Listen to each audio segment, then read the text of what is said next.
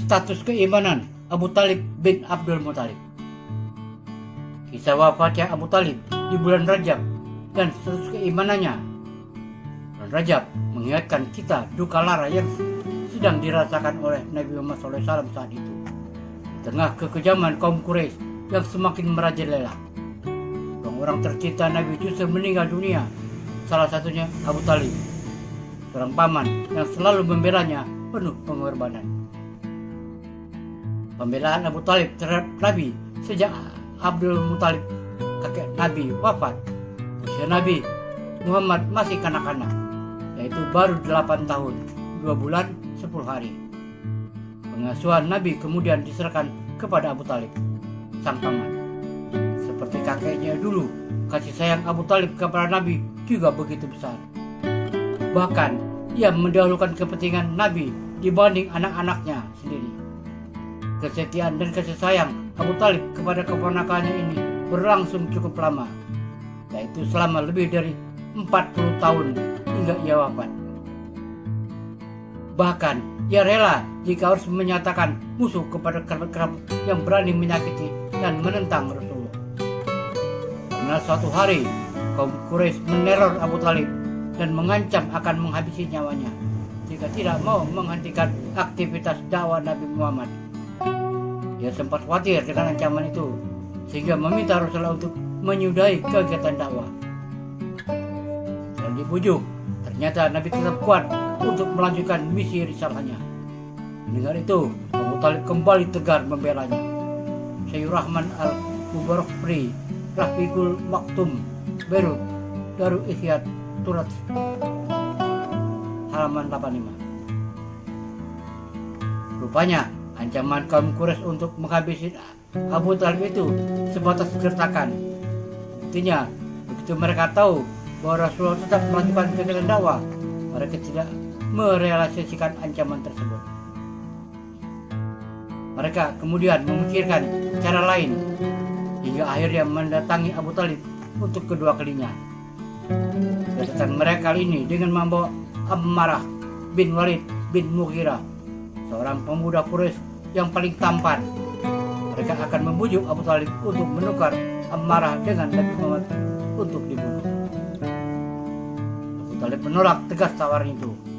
Kaum Quraisy pun pulang dengan kecewa. Syekh Rahman al-Bukhari itu halaman 86. Dikasih kayat, Abu Talib jatuh sakit.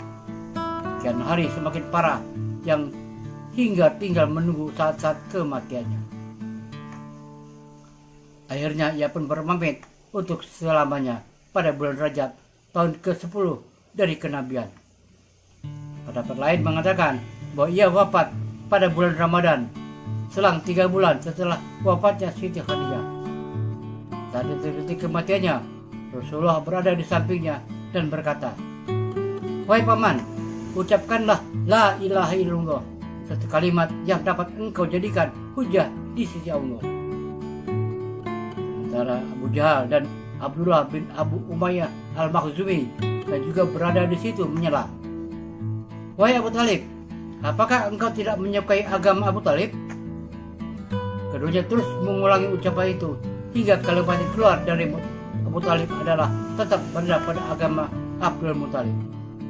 Syekh Rahman al-Mubarakfuri halaman 103.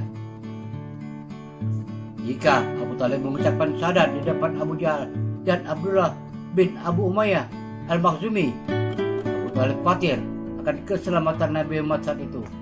Apalagi selang 3 bulan setelah wafatnya Khadijah yang selalu membela Nabi Muhammad.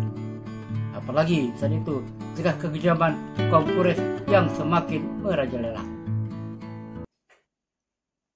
Surah 16 An-Nahl ayat 106. Man kafara billahi min ba'di imanihi illa man ukriha wa qalbuhu mutma'innun بالإيمان ولكن من شرح بالكفر صدرا فعليهم غضب من الله وَلَهُمْ عَذَابٌ عَظِيمٌ. Barang siapa yang kafir kepada Allah sesudah dia beriman, dia mendapat kemurkaan Allah, kecuali orang yang dipaksa kafir padahal hatinya tetap tenang dalam beriman, dia tidak berdosa. Akan tetapi orang yang melapangkan dadanya untuk kekafiran, maka kemurkaan Allah menimpanya dan baginya azab yang besar. Status keimanan Abu Thalib. Mengenai status keimanan Abu Thalib sendiri, ulama berbeda pendapat. Ada yang berpendapat Abu Thalib wafat dalam keadaan tidak beriman, karena sampai detik terakhir kewafatannya tidak mengucapkan kalimat syahadat. Dari pemaparan di atas, Abu Thalib tetap berpegang pada agama Abdul Muthalib. Argumen ini juga dilandasi beberapa hadis Nabi, di antaranya sabda Nabi sebagai berikut. Dari Abbas bin Abdul Muthalib, dia berkata, "Wahai Rasulullah, apakah Anda dapat memberi manfaat kepada Abu Thalib? Karena dia telah mengasuhmu dan terkadang marah untuk memberikan pembelaan kepadamu." Beliau menjawab, "Ya, dia berada di bagian neraka yang dangkal. Dan kalaulah bukan karena diriku, niscaya berada di dasar neraka." Hadis riwayat Bukhari dan Muslim. Kemudian hadis berikut. Semua syafaatku berguna baginya pada hari kiamat, sehingga dia tidak diletakkan dalam neraka yang dalam, yang tingginya sebatas kedua mata kakinya. Namun itu pun menjadikan umbun-umbun kepalanya mendidih. Hadis riwayat Bukhari dan Muslim. Selain itu juga hadis yang mengatakan Abu Thalib masuk neraka dengan mendapat siksa neraka paling ringan. Dari Ibnu Abbas bahwa Rasulullah SAW bersabda, penduduk neraka yang siksanya paling ringan adalah Abu Thalib. Hadis riwayat Muslim. Sementara kelompok ulama yang meyakini Abu Thalib wafat dalam keadaan beriman adalah dari kalangan Asy'ariyah. Bahkan seorang mufti Makkah, Syekh Hamad bin Zaini Dahlan, menulis kitab khusus yang membantah tuduhan Abu Thalib wafat dalam keadaan kafir. Kitab tersebut berjudul Asnal Muthalib fi Nayati bi Abi Thalib. Dalam paparannya, Syekh Hamad juga menggunakan argumen Syekh Al-Barzanji, seorang mufti bermazhab Syafi'i di Madinah. Berikut penulisan jabaran ringkas argumennya. Syekh Al-Barzanji mengaku bahwa kualitas ketiga hadis di atas sahih. Memang, jika dipahami sekilas, hadis-hadis tersebut menyatakan bahwa Abu Thalib wafat dalam keadaan tidak beriman. Tetapi jika dipahami lebih teliti, maka akan menemukan makna sebaliknya, yaitu Abu Thalib wafat dalam keadaan beriman. Menurut Al-Barzanji, keengganan Abu Thalib mengucapkan kalimat syahadat pada detik kewafatannya adalah karena khawatir akan keselamatan Nabi Muhammad.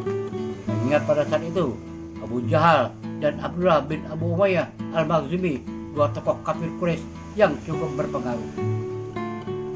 Dan saja, lanjut Barzanji, ada kemungkinan Abu Thalib mengucapkan kalimat syahadat sebab saat Abu Thalib menjelang wafat, seorang sahabat Nabi bernama Abbas melihat Abu Thalib menggerak-gerakkan mulutnya dan mengucapkan kalimat syahadat. Kesaksian Abbas ini kemudian dikabarkan kepada Nabi. Berikutnya, Al-Barzanji juga mengomentari bahwa dalam beberapa hadis Abu Thalib dijelaskan memperoleh syafaat Nabi. Hal ini jelas ia wafat dalam keadaan beriman, sebab syafaat hanya bisa diperoleh oleh mukmin. Selain itu, Al-Barzanji juga menegaskan bahwa hadis yang menjelaskan bahwa Abu Thalib mendapat siksa neraka paling ringan bukan karena kemusyrikannya, tetapi sebatas dosa maksiat. Sebab jika statusnya kafir, tidak mungkin ia mendapat siksa yang paling ringan, karena levelnya akan membawai siksa seorang mukmin yang bermaksiat. Secara teori, seharusnya siksa orang kafir lebih berat dibanding dengan orang mukmin ahli maksiat. Walhasil, Al-Barzanji berkesimpulan, pihak yang mengatakan Abu Thalib wafat dalam keadaan tidak beriman hanya berdasarkan interpretasi literal dari hadis-hadis Nabi. Tapi sejatinya Jika ditelaah lebih dalam, justru akan dipahami sebaliknya. Syekh Ahmad bin Zaini Dahlan Asnad Muthalib bin Nayati Abi Talib. Aman Darul Iman An-Nawawi tahun 2007 halaman 69 sampai 90. Wallahu a'lam bishawab. Semoga bermanfaat. Wassalamualaikum warahmatullahi wabarakatuh.